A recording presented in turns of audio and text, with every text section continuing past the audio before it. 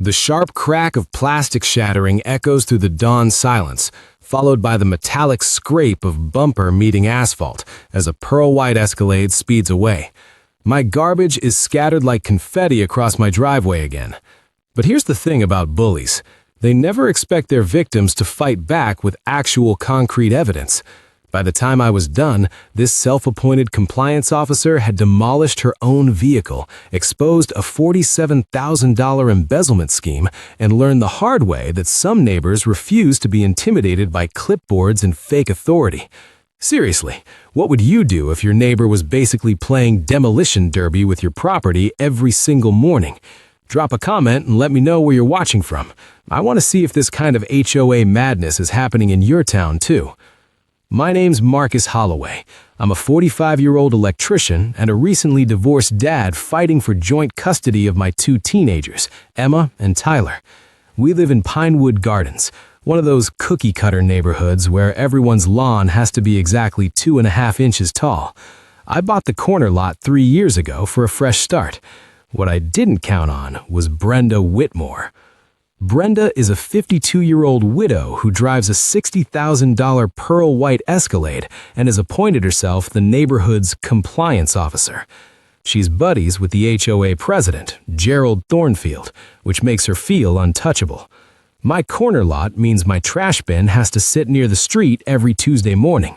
City ordinance says it has to be within 3 feet of the curb, right where Brenda takes her daily power walk. The first incident happened on a Tuesday in September. Crack.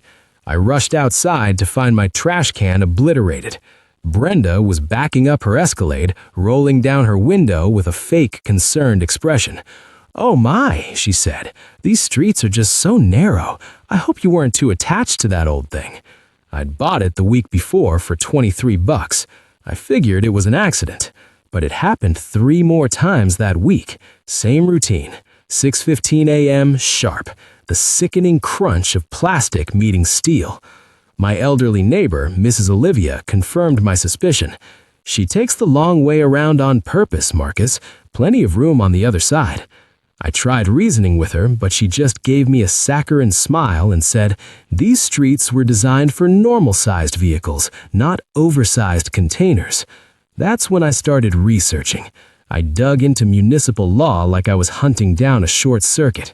Turns out, the city requires placement within 3 feet of the curb, and HOA jurisdiction ends at the property line. They literally can't regulate the public right-of-way. By October, Brenda escalated. She sent a certified letter claiming improper trash receptacle placement and threatened $50 daily fines. She flooded the Nextdoor app with posts about reckless homeowners endangering children. She even filed 4 separate complaints with the city at 2:47 a.m., pretending to be 4 different neighbors. At the next board meeting, I stood up with a folder thick enough to choke a horse.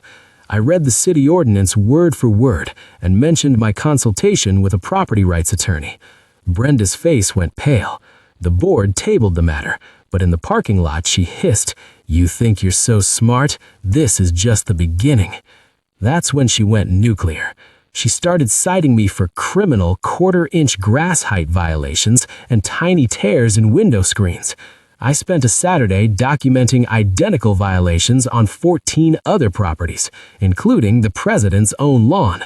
Brenda was only targeting single parents and minorities. I needed a permanent solution. I had a conversation with Dale at Home Depot. "You know," he said, "there's nothing in the code about what materials you use for trash containers." That was the seed.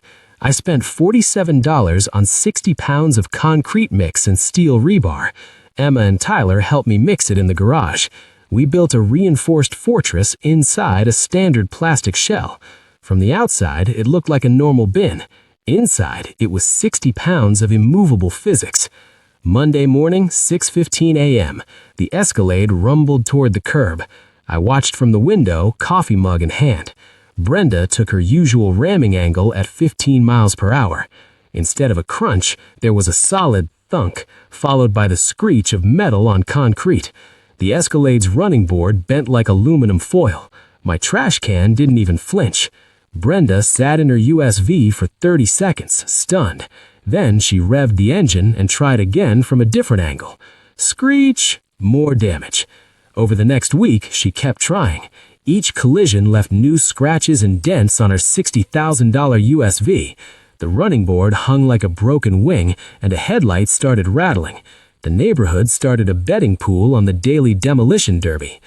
But then, a board member named Patricia Lopez pulled me aside. "Marcus, Brenda's pushing for approval of maintenance contracts with a company no one's heard of." I went back to the city's public contract database. I found Whitmore Construction, LLC, formed 6 months ago, owned by Brenda and her husband. She had voted to approve 7 different contracts for the HOA, funneling $23,000 of community dues into her own pocket. I had her. I organized a war room in my garage with the neighbors. We gathered 89 signatures for a petition. I called Channel 7's investigative unit. When the final board meeting arrived, Victoria thought she was there to vote for my eviction. Instead, I walked in with the Attorney General's investigators. We presented the conflict of interest violations and the embezzlement evidence. The board didn't just remove Brenda, they turned over the files for criminal prosecution.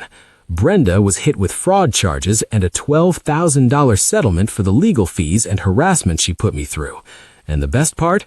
Her insurance company refused to pay for the damage to her Escalade once they saw my doorbell footage showing her intentionally ramming a stationary object 57 times. Now, Pinewood Gardens is actually peaceful. The grass height doesn't matter, and the trash cans are safe. Brenda drives a beat-up sedan now. Turns out you can't afford an Escalade when you're paying back an entire neighborhood. What would you do if an HOA tried to bully you out of your home?